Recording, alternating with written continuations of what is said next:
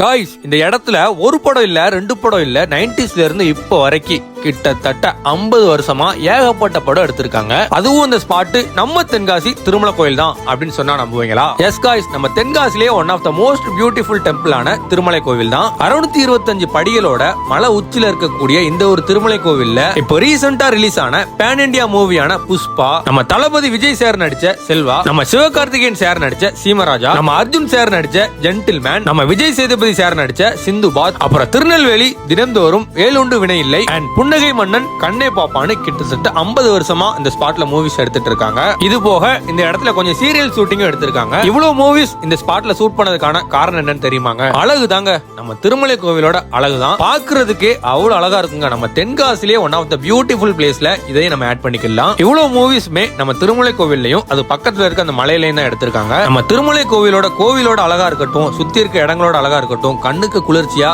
அவ்வளவு இதமா இருக்கும். சோ நீங்க தென்காசி பக்கம் வந்தீங்கன்னா கண்டிப்பா அந்த கோவிலை விசிட் பண்ணி பாருங்க. மோர் வீடியோஸ்க்கு ஃபாலோ பண்ணிக்கோங்க. நன்றி.